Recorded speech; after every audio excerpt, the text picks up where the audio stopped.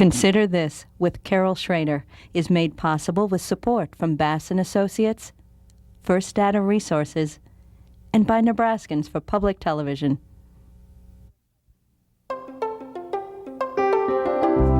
Consider This with Carol Schrader, a news and information program recorded on the campus of the University of Nebraska at Omaha. From the Fireside Lounge in the Milo Bale Student Center, here is your host, Carol Schrader. Hello and welcome once again to Consider This. It was quite a surprise to me, I suppose not to internet watchers and big high finance watchers, but AOL bought out Time Warner this week. And it's just a buzz in the financial industry, what that really means in terms of dollars and cents and the future of the mass communication and internet worlds. With me today are a couple of people that keep a close watch on at least the internet world and all the high-tech implications and high finance implications. With me today is Eric Erlandson. He is with Internet Nebraska, a local internet service provider, and also a local internet service provider, ProLinks Communications, prolinks.net, if you're scouting around on the net. Wayne Kwan, I want to thank you both for being with us. I mean, this guy, Steve Case with AOL, he started out, somewhat like you guys. I mean, actually, and you started out in a smaller way, but I mean, somebody had to sit and incubate this business and then make it grow. It couldn't be much different. No, it couldn't. I don't know much about Steve Case's history, but I'm sure that he started out very small and that you got a couple computers and got a programmer. He's very fortunate to have been in the right place at the right time. I mean, he's a visionary, and it was his ingenuity that helped grow it the way it did. But it was also just the phenomenon of the internet has swept us all off our feet, and some of us like Steve are going to benefit more than others. But I think you got to consider this too. Steve was in a good place at a good time. He started 15 years ago. Back then, modem speeds were 2400 baud, 9600 baud rate.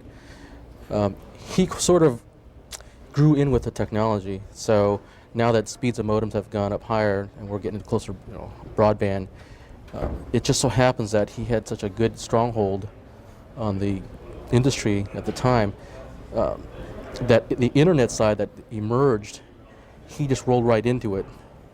Almost seamlessly. So he was at the right place at the right time.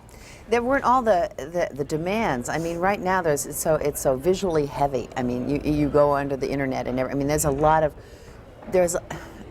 of work that goes into it. We just take it all for granted now.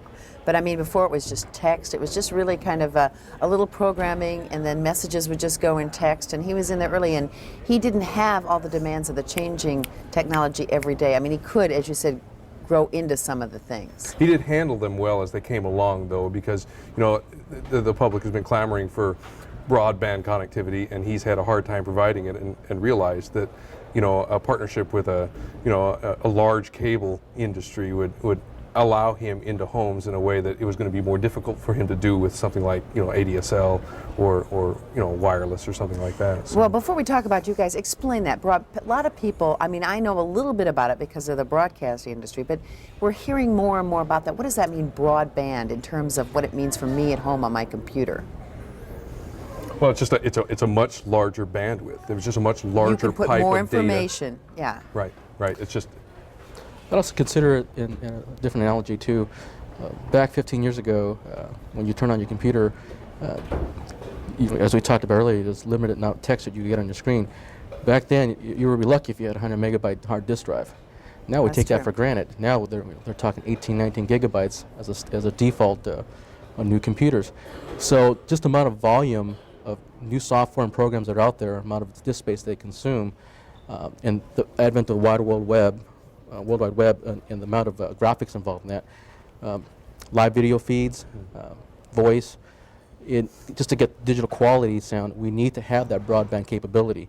And then we start talking about, the cable industry is now penetrated in the internet industry. So they inherently have Time Warner was one of the bidders in Omaha. Mm-hmm. When Cox won the bid, but I mean, they were one of the people that lobbied heavy, so they've got they're in quite a few markets. Right. So now you've got cable who's providing internet access, which again, their internal infrastructure allows them to provide that broadband capability. Whereas providers like us, local internet providers, there's no deregulation in the cable industry, so we have to rely on what's available in the traditional medium, which is the telephone line. And then with new emerging technologies, though, with DSL, that is allowing us to at least try to capture or catch up, keep some of that market share that potentially broadband in the cable industry is taking away. But they say, what is the last 100 feet is going to be the real challenge, is the way that, it's just one way of phrasing it, is that for you to get The last mile. the last mile, I don't know, the point is Sure. to get that broadband accessibility into people's homes, because of phone lines are all, owned by somebody, and I suppose cable, Sure. now like Cox at Home, I mean, they've got a cable, I suppose, that handles digital information, a lot of it.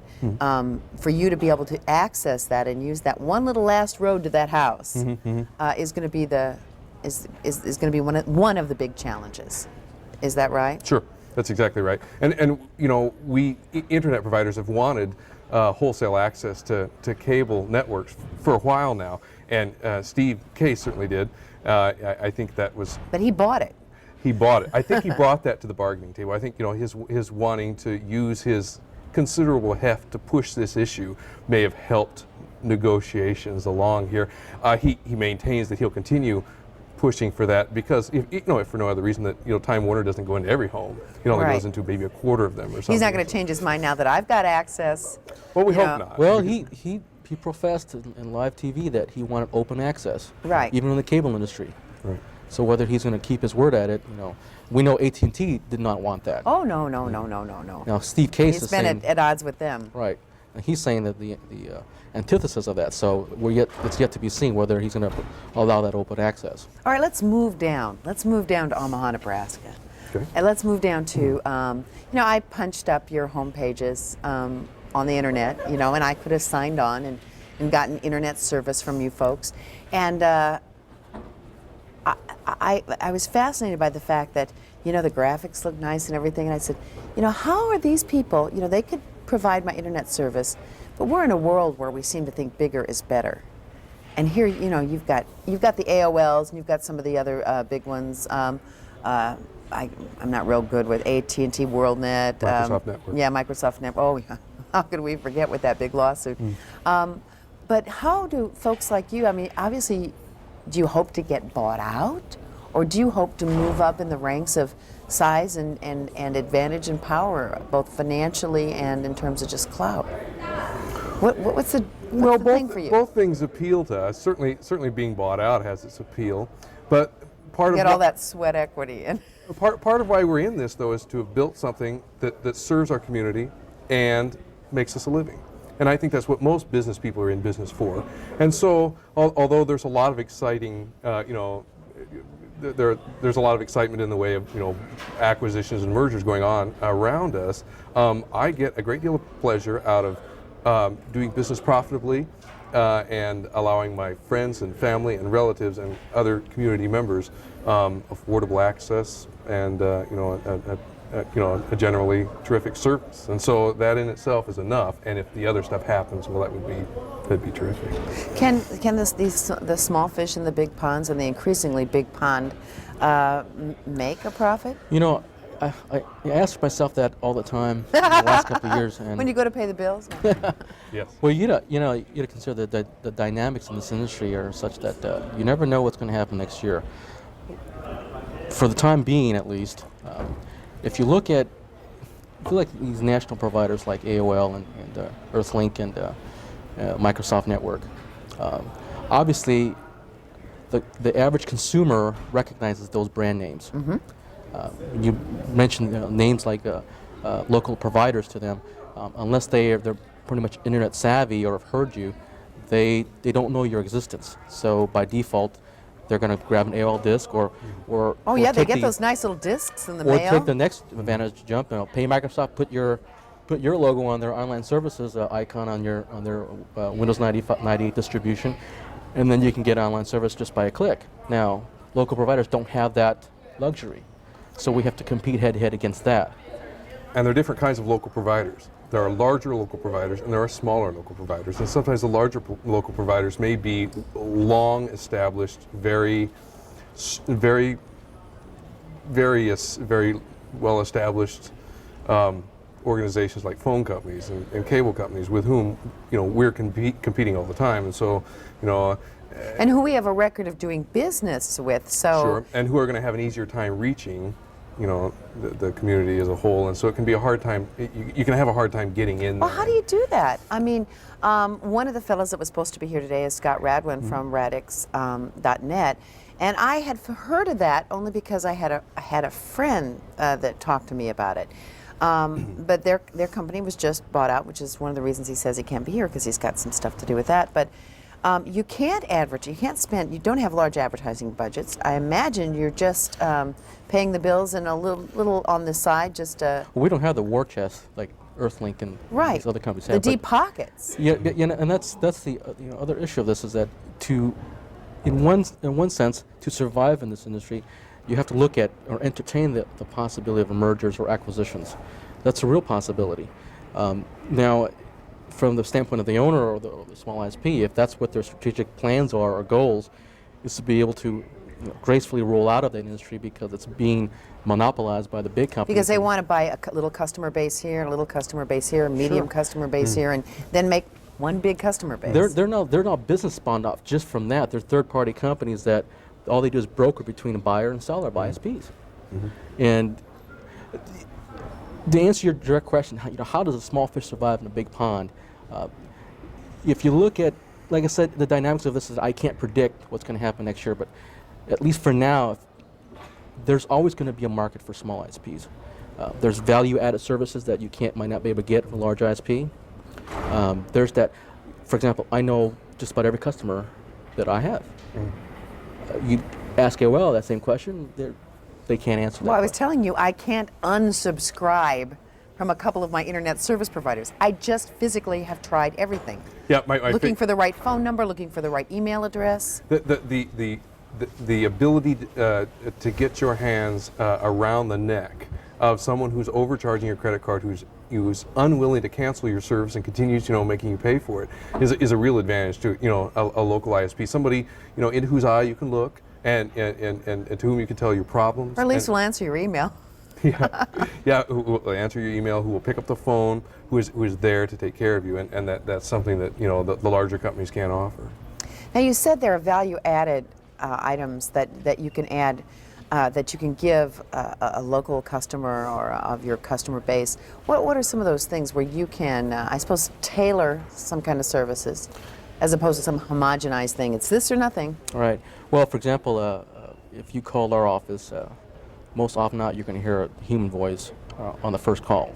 You're not going to be put on hold. I got human voices for both of your numbers. Cool. Just want Glad to say hear that. So I think in that terms, we all can relate to the fact that you call a number, you hear a machine says, well, press 1 for this, press 2 for that.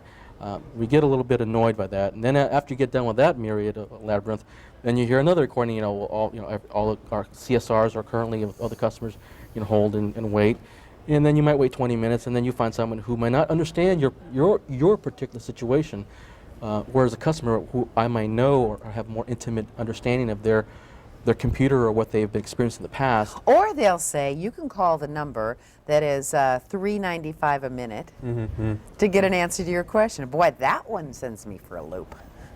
Yeah, I'm sure it does. And you can be quicker on your feet. I mean, we'll get calls from people who need something just a little bit extraordinary set up for them. Just that, they connect with a different protocol, or they need during a particular time of day to be immune from we'll have multi-connection restrictions on particular dial-up accounts. And if I understand the situation that this business has, they've explained their story, they've told me their story, then I can call out to the guys across the room, hey, Smith & Company needs this done for them. Can you just take care of this? And they just make get it on the happen?" computer and then make for it months to come, like as he says, we'll know our customers, say, oh, that's Smith & Company, so just leave them alone. Or, you know what I'm saying?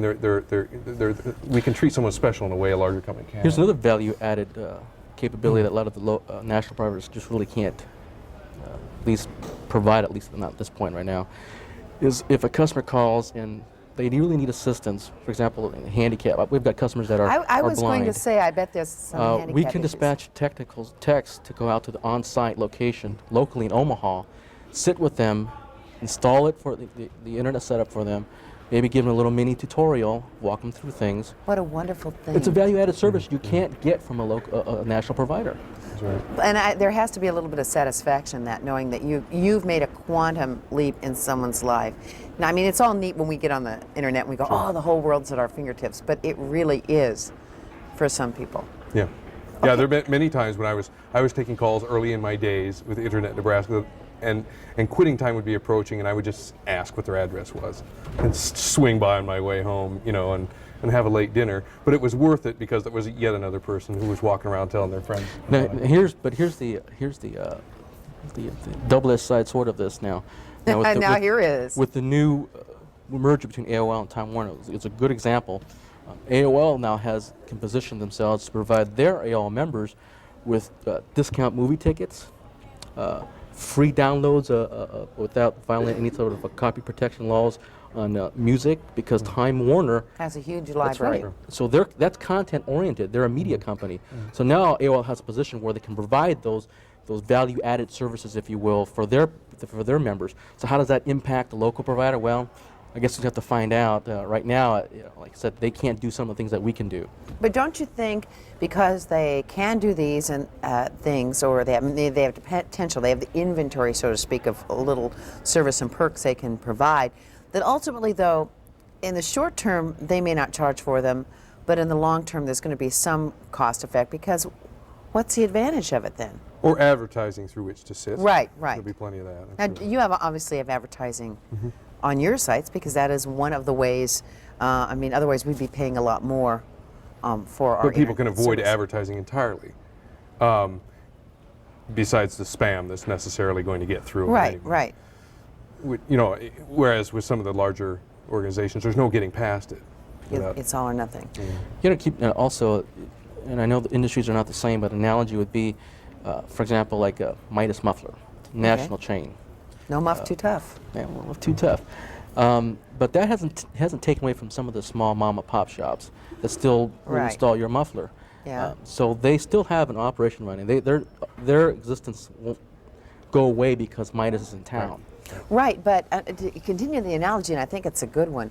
There are a couple of still corner garages that serve you, and people like you talk about. Oh, Benson Radio up here. Steve Buchanan's got a guy down there that'll, see what's wrong under the hood. Those are fewer and farther between, and most of them have kind of a long history of customer or neighborhood loyalty. The neighborhood in your case being sort of like Omaha and greater Omaha and into greater Nebraska. How do you bridge that gap when you're a new guy?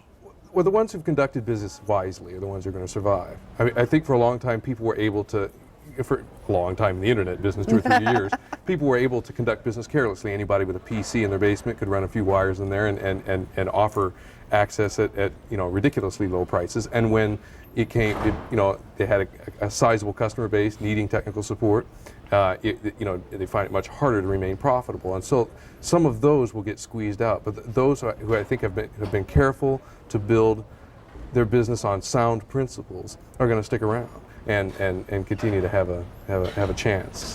And we've seen that. We've seen smaller ISPs that they get filtered out. They come and they go. I think, as Eric was saying, I think if you have sound business operations, you know what you're doing, you know what direction you're going. I think even in this culture environment right now, I think even small ISPs can still prosper and survive. Now, you two have obviously put a lot into the companies that you work for, and I think high-tech businesses were the ones that really, I mean, this could always be done, where you would get stock for the work you did and this kind of thing, but we've become really aware of this in the day of high-tech, where they didn't have any money to pay anybody. You've invested so much. What do you'd kind of like to still be able to provide a service, but on the other hand, you both have 2 kids down the road. You'd like to make a few bucks. This is your retirement. What do you? I don't want your private innermost thoughts, but what do you kind of see for your company, and what do you see for yours? Internet Nebraska. Well, if Internet You do have that Nebraska name on there. That might not work but against branding you. doesn't necessarily have to go away if someone buys you. I see that Radix is still Radix, Right. But I have no idea what their plans are for the future. I would like, I mean, I'll confess, it interests me, the notion of being part of a larger, wealthier organization. It has some appeal to me, so long as it isn't done at the expense of my name, my reputation within the community. You know, I would hate to dump it off on somebody for a quick buck and then have to be answering to my friends and family for a long time, you know, that having to explain why service is so much worse. So if it could be done in a way that, you know, didn't harm these other things, or these other areas in my life that are important to me, then, I mean, it certainly has an appeal. I won't be, you know, I won't try to fool you. I mean, and that's got to be a similar thing for you. You hope there are only a couple of ways you can either get your company can go through a metamorphosis and become huge, or you can be bought out. Well, I think you have to. The owner has to kind of make a decision of what he's in business for, and most business people are to make money and grow. Absolutely, nothing wrong with that. As a proprietor, again, it depends on the individual. If they're happy subsisting on what they're making, that's fine. I guess to address your particular question for a small ISP, there's a number of permutations that are possible, as Eric has entertained. I'm asking you, you know. What I have looked at possibly is maybe diversification. Perhaps the market share in the internet for home dial-up or business dial-up or web hosting, it may be, it'll continue to grow. So that's why I feel that there's still going to be business out there for small ISPs to continue. But if you're asking, well, how is it possibly that we're going to be able to grow and may make, you know, more additional income? Well, you diversify. Maybe a spawn off from something related to the internet industry. That might be software development, perhaps, internetworking. These are all ideas that I've entertained. Phone companies. You know, and that's it. And so this is you're really all at a critical time. It's critical just to stay ahead of the curve on offering current services that are expected from any internet customer. I mean, I bet you that just keeps you going. It does. It does. But to decide what the next step is, to be your own sort of visionary, because you have to think ahead in the business world or you're behind. Sure. I mean, that's kind of the trick, right? Well, Deciding which. I would expect that Wayne, like we has a list of things that he's considered doing, but hasn't necessarily got the time each day to to get going on them. And if he were to sell, then he would be then free, probably to participate in something that marries well with his experience in the internet business. I came close. I actually came pretty close to merging with another company, local in town. So have we. Now, and I suppose there's opportunity. I mean, it's a very fluid, dynamic situation on all levels, I would guess right now. In fact, maybe on the smaller levels, even more, because it doesn't take huge amounts of capital to make some moves. I mean, huge to me, but in terms of Right. AOL, it's a pittance.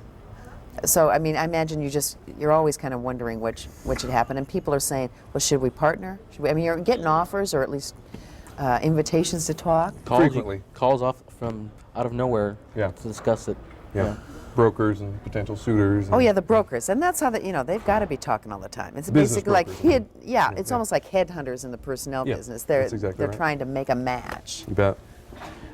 I just feel like right now, at least for me and our company, there's just still enough growth and still enough room out there to continue to grow. I'm just not sure. Obviously, someone gives you an offer you can't refuse. You bet. You jump on the bandwagon. But all I'm saying is that, honestly, for myself, I don't have any interpretations about just staying the course. Like I said, I can't predict what's going to happen next year. But doesn't your wife say, now what's going to happen, Wayne? Where are we going with this? I guess or you know- your mother, or your... I guess the worst case scenario is you can always fall back on your degree and just do what you used to do before. Yeah. If things got that desperate. But You have to have a confidence, though, coming out of this. I mean, you are part entrepreneur, part, you're a business, by entrepreneur, I mean someone that concocts these ideas and the idea and sees it percolate and follow through. And then part, just businessmen, pinching the pennies, watching the bottom line, deciding when to hold and when to fold and all that. So you at least have to come out of this feeling pretty good about where as any businessman would, where you've come. We do. Yeah. And as you said, had confidence that no matter what, I still got myself. and that's a good thing. That's right. And several years of having provided a valuable service to a lot of people in the community. That really, it really makes you feel good. And I had not had that before. I had spent some time in social services, so I had it on a one-on-one basis, and that was a very good feeling. But this is a wholly different thing, and having a reputation of having succeeded in business is, will allow us to go into any of several things too, I'm sure. We've got just a couple of minutes left, and it's okay to say the name of your business. We've got it supered below you, Internet Nebraska or iNebraska.com, and then you've got ProLinks Communications, prolinks.net, just in case anyone's interested. Make a pitch for local, it's okay to be local. You're not going to lose out on a lot. I mean, I assume I'm right. There's this feeling that obviously AOL is going to be able to offer some things down the road, but that, you've got to go. I mean, I'll admit that was me. I'm going to miss out on something, being an ignorant computer person here, that if I go with a local company, they're not going to tell me what I'm missing, and I won't know. Well, I think we've been making our pitch for much of this show. Yeah, and you have. We've talked about, how nice it is that, someone around whose neck you can get your hands if they overcharge a Visa, and somebody you can personally approach. But you're not going to lose out in terms of access, the ramp to the World Wide Web, because you've got somebody local. You lose almost nothing by going with us. You lose nothing by going with a small provider over a larger national provider, because nearly everything that I can think of, I qualify it with nearly in case there's something I'm missing, everything I can think of that you can get with an AOL or a CompuServe, who is, I guess, AOL now, or any of these others, you can get with us. You can get that. You can get your chatting, you can get your e-commerce needs met. You can get to anywhere else on the internet you need to go, and that's all in addition to being able to talk to somebody if you need some help. I think you got to consider this too. Just the fact that the nature of this industry is so intense and competitive. We take it for granted now that we expect your provider to not have busy signals. That's a given. 5 years ago, it might have happened there, every other day. So the standard gets raised each time. And with local providers, if you don't stay on top of each of those standards that gets raised, you'll get gobbled up. You'll be one of those statistics that, well, this provider's no longer around. But you're able to do that. But as long as you stay right, and I think that's an advantage for local ISPs that have been in business for a while. They are able to stay with the standard. That's not the case with an busy AOL. signal aside, we run out of time. We fight time. I don't know what you all fight. I want to thank you. Just remember, there are these people working, with the big dreams, percolating some great businesses around here. We should support them. I want to thank Eric Erlandson and Wayne Kwan for being with us today. And Thanks, I wish you all $166 billion in Well, you business too. deals. All right, take care.